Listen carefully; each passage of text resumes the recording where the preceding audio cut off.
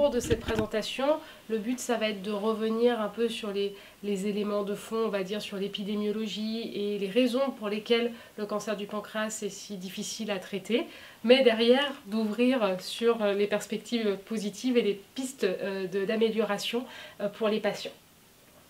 Donc alors, tout d'abord, pour rappeler que le cancer du pancréas est un véritable problème de santé publique, parce que le nombre de nouveaux cas dans le monde est en augmentation, et en particulier dans les pays dits occidentaux, aux États-Unis, en Europe.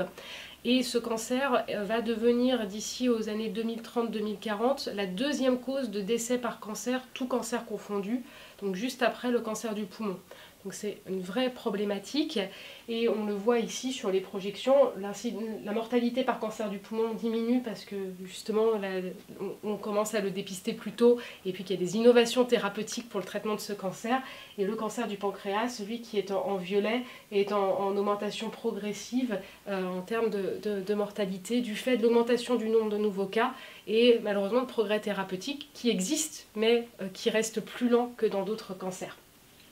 Cette augmentation, quand on se place dans le cadre de la France, elle se traduit par un doublement du nombre de cas. Entre les années 80, on était autour de 6 000, 7 000 nouveaux cas chaque année. Et maintenant, il y a plus de 14 000 nouveaux cas qui sont diagnostiqués chaque année. Donc c'est le deuxième cancer digestif, juste derrière le cancer du côlon, avec une augmentation du nombre de cas qui concerne même plus particulièrement les femmes que les hommes, sans qu'on se l'explique spécifiquement. Et même cette augmentation globale du nombre de cas, on sait qu'il y a des facteurs de risque qui ont été identifiés et qui expliquent une partie de l'augmentation, donc notamment l'âge. Donc il y a une part d'augmentation du nombre de nouveaux cas qui est liée au vieillissement de la population, mais on voit aussi des cancers du pancréas qui touchent des sujets jeunes. Il y a bien sûr le tabac qui est le principal facteur de risque environnemental de cancer du pancréas, mais on a également des patients qui développent des cancers du pancréas sans avoir fumé, et tous les fumeurs ne développent pas de cancer du pancréas. Tous les éléments métaboliques, l'obésité, la mauvaise alimentation, le diabète au long cours sont aussi des facteurs qui sont impliqués dans le développement du cancer du pancréas et possiblement dans l'augmentation du nombre de nouveaux cas puisque ces problématiques d'obésité sont une épidémie aussi mondiale. Et puis il y a également les maladies inflammatoires chroniques du pancréas, donc les pancréatites chroniques, dont les formes peuvent être alcooliques ou aussi génétiques. Il y a d'autres causes de pancréatite chronique que l'alcool, c'est important de pouvoir le dire aussi, et donc qui peuvent chez certains patients se compliquer de cancer du pancréas sans qu'il y ait pour autant de dépistage organisé, par exemple pour les patients atteints de pancréatite chronique alcoolique. Et enfin, il y a des facteurs génétiques qui rentrent en ligne de compte, à savoir qu'on peut observer soit des syndromes de prédisposition génétique, c'est-à-dire qu'on a un gène connu, qui a été décrit pour augmenter le risque de cancer du pancréas et qui va s'accompagner d'une augmentation de cas dans la famille. Mais on peut aussi avoir ce qu'on appelle des cancers du pancréas familiaux, c'est-à-dire une agrégation de cas dans la famille chez des gens qui sont reliés entre eux par la parenté, mais sans que l'on retrouve forcément le gène de prédisposition. Et que l'on ait retrouvé ou non un gène, on va avoir des réflexions sur le dépistage, la surveillance de ces patients quand on est dans des situations d'agrégation familiale de cancer du pancréas. Donc là, c'était pour souligner l'augmentation des cas chez les sujets jeunes qui concernent le cancer du pancréas, mais aussi les autres cancers digestifs et qui amènent à se poser des questions sur de probables facteurs de risque liés à l'environnement et au mode de vie, mais qui ne sont pas encore à l'heure actuelle complètement élucidés. Et il y a tout un pan de la recherche qui vise à mieux comprendre pourquoi cette augmentation du nombre de nouveaux cas.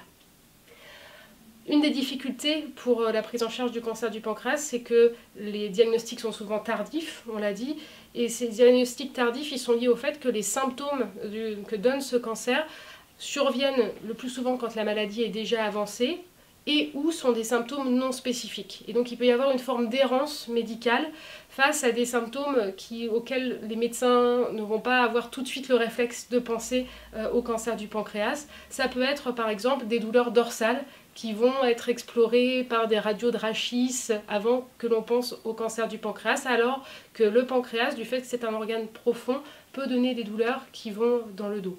Après, il y a d'autres symptômes qui peuvent être un mode d'entrée. La jaunisse, c'est le symptôme le plus parlant et qui fait réagir rapidement, qui concerne les tumeurs qui se développent dans la tête du pancréas, du fait de la proximité avec la voie biliaire.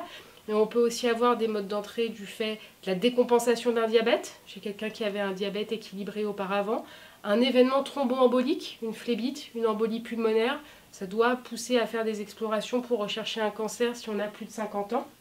Et puis il peut y avoir d'autres signes du retentissement général, un amaigrissement, une perte d'appétit, une modification du transit.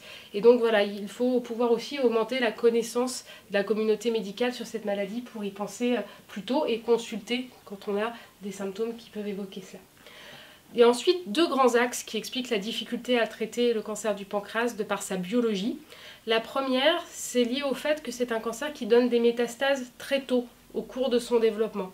Et on le sait à partir des modèles précliniques sur lesquels on étudie ce cancer, que lorsque la tumeur est localisée, il y a déjà dans 90% des cas des micrométastases, c'est-à-dire de la maladie qui a disséminé à distance et que l'on ne voit pas. Donc ça explique la raison pour laquelle la chirurgie est indispensable pour guérir les patients, mais elle n'est pas suffisante et on doit toujours l'associer à une chimiothérapie parce qu'il y a cette maladie micrométastatique qu'il faut traiter. Et donc tout un pan de la recherche vise à comprendre les mécanismes de développement de ces métastases pour pouvoir les contrer le plus tôt possible et lutter contre cette propension qu'a le cancer à former des métastases. La deuxième chose, c'est la résistance au traitement de ces tumeurs. Et cette résistance, elle s'explique en partie par leur micro-environnement. À savoir que le cancer du pancréas, à la différence de certaines autres tumeurs qui sont vraiment composées d'une boule de cellules tumorales, le cancer du pancréas n'a pas du tout la même structure. On le compare souvent à une orange dont les pépins seraient les cellules tumorales, donc minoritaires, et la pulpe, la majorité du volume, est représentée par ce qu'on appelle le stroma. Le stroma, c'est une sorte de gangue fibreuse dans laquelle sont cachées les cellules tumorales. Et cette gangue fibreuse, elle va à la fois empêcher l'arrivée des médicaments, elle va soutenir le développement des cellules tumorales et elle va aussi les mettre dans des conditions un peu extrêmes en termes de contraintes qui fait qu'elles vont avoir des grandes capacités d'adaptation. Et donc ce micro-environnement joue un rôle dans la résistance et il y a aussi des équipes de recherche dans le réseau du Club français du pancréas qui s'intéressent à ces différents mécanismes. Là, c'était pour redonner du coup un panorama de la prise en charge en fait, de ces cancers. Et donc pour montrer qu'il y a un continuum donc, entre différents stades de la maladie.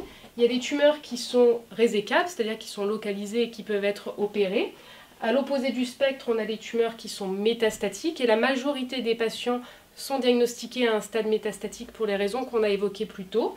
Et il y a une zone au milieu où la tumeur n'est pas métastatique, mais pour autant on ne peut pas l'opérer. Et ça, c'est lié au fait que le pancréas est situé à proximité de vaisseaux qui alimentent le tube digestif et qui ne peuvent pas être coupés pour la chirurgie. Et donc, si la tumeur est en contact étroit avec certaines artères, cela peut empêcher de faire un geste chirurgical complet. Et donc, raison pour laquelle il faut faire précéder la chirurgie d'un traitement pour écarter la tumeur de ces vaisseaux et pour pouvoir libérer finalement les vaisseaux.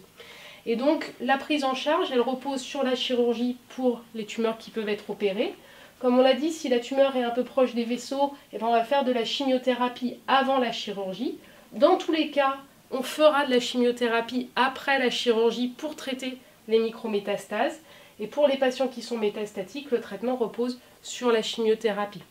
Dans les formes qui sont non résécables mais non métastatiques, il peut nous arriver d'utiliser la radiothérapie pour renforcer le traitement localement.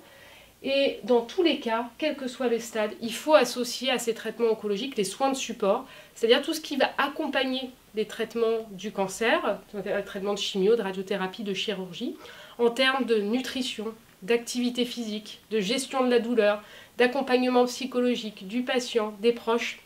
Et tous ces éléments-là vont être très importants pour faire en sorte de supporter au mieux les traitements, qui se passent dans les meilleures conditions possibles et qui puissent donner le maximum de leur efficacité.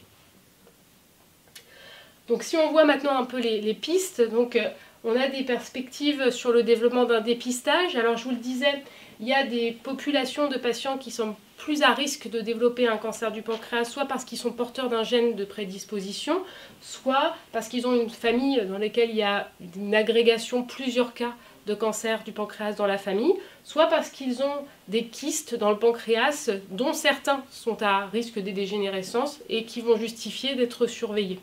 Donc à l'heure actuelle, le dépistage, il n'y a pas de dépistage généralisé comme on peut l'avoir pour le cancer du côlon, où on le propose à toute une classe d'âge. C'est un dépistage qui est individualisé et qui repose sur ces critères, soit morphologiques, soit en fait d'histoire familiale. La problématique que l'on a, c'est qu'on n'a pas de test qui soit très fiable pour détecter le cancer du pancréas. À savoir qu'il y a des recherches qui sont faites sur ce qui pourrait être prélevé au niveau sanguin, urinaire, salivaire, mais on n'a pas réussi à identifier quelque chose qui soit suffisamment sensible et spécifique pour ce cancer. Et l'autre limite que l'on a, c'est que si on avait un test très très précis, il faudrait pour autant qu'on arrive à voir la tumeur pour pouvoir la retirer. Alors à l'heure actuelle, la limite de détection à l'imagerie fait que l'on découvre la tumeur à un moment où elle a déjà donné ces fameuses micrométastases et donc ça réduit la possibilité d'arriver à un traitement curatif. Et donc il y a toute une réflexion à avoir vers l'amélioration de la détection à l'imagerie de ces tumeurs. Et donc il y a plusieurs méthodes qui sont explorées. Là c'était pour vous montrer par exemple un travail qui va commencer au début du mois prochain dans notre centre, où on va utiliser des techniques d'imagerie de plus haute résolution, donc des scanners spectraux, ce que l'on appelle. Donc c'est comme un scanner classique, sauf qu'on utilise différentes énergies pour pouvoir avoir une image plus précise du pancréas. L'analyse par l'intelligence artificielle des images d'IRM pour pouvoir aussi avoir une analyse plus fine, ou bien encore certaines méthodes de scintigraphie qui ne visent non pas à mettre en évidence les cellules tumorales, mais ce fameux stroma, ce micro-environnement autour, qui comme il est plus abondant, pourrait capter plus fortement les produits et faire que la tumeur soit plus facilement détectable. Et là, c'était pour terminer, pour vous donner un éventail en termes d'approche thérapeutique, des choses qui sont explorées pour améliorer les résultats des traitements. Et pour les schématiser, on a l'habitude de faire une approche un peu en poupée russe, de dire il faut cibler à la fois la cellule tumorale, son micro-environnement, mais aussi l'hôte, le patient, dans son entièreté. Donc si on reprend un peu étape par étape, pour la cellule tumorale, il y a des travaux qui se font autour de la personnalisation du traitement en fonction des caractéristiques de la cellule tumorale, que ce soit les mutations ou des signatures aussi au niveau de l'ARN, donc d'autres types de signatures qui sont étudiées, avec en fait dans le futur certaines études qui essayent de valider des approches de chimiogramme basées sur l'analyse de ces caractéristiques génétiques des cellules tumorales pour mieux choisir la chimiothérapie chez les patients et donc pouvoir optimiser l'efficacité de la chimiothérapie.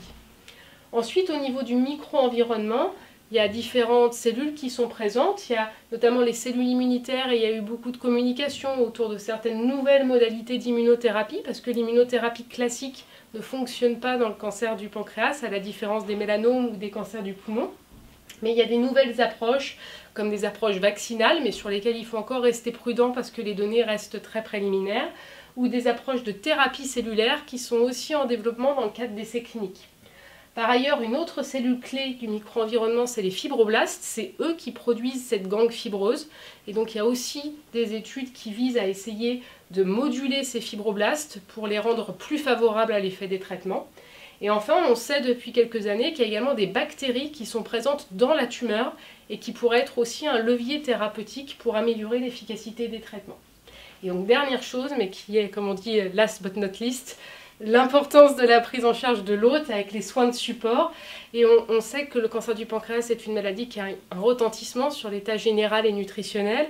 Les différents traitements, qu'ils soient de chimiothérapie ou la chirurgie, ont eux-mêmes un impact aussi sur l'état nutritionnel. Et ils sont d'autant plus à risque de faire des complications que l'état nutritionnel est altéré. Donc il est vraiment indispensable d'associer aux différents traitements une prise en charge sur le plan nutritionnel, donc ça passe par l'optimisation en termes de nombre de calories, de protéines, mais aussi par l'activité physique, dont on a montré qu'elle permettait d'améliorer la qualité de vie des patients sur la durée. Et on disait par ailleurs la gestion de la douleur, de l'anxiété, de la dépression, les symptômes du quotidien, mais qui sont indispensables pour avoir à la fois le plus longtemps possible et aussi dans les meilleures conditions possibles. Et la préhabilitation, c'est justement des programmes aussi qui se développent avec ces approches multimodales en contexte périopératoire pour faire en sorte que les patients puissent récupérer au mieux dans les suites de la chirurgie et enchaîner sur la suite de la séquence thérapeutique. Donc voilà, donc le cancer du pancréas, il présente beaucoup de challenges, mais j'espère vous avoir convaincu qu'il y a beaucoup de perspectives aussi, parce qu'on comprend mieux les raisons de ces difficultés de traitement. Et donc à l'avenir, on a beaucoup plus d'essais cliniques qui vont se développer, on l'espère, avec l'apport de la recherche fondamentale et aussi avec l'apport des associations de patients, de telle sorte à proposer les essais qui soient le plus pertinents à la fois du point de vue scientifique et aussi en termes de sens pour les patients et leurs familles.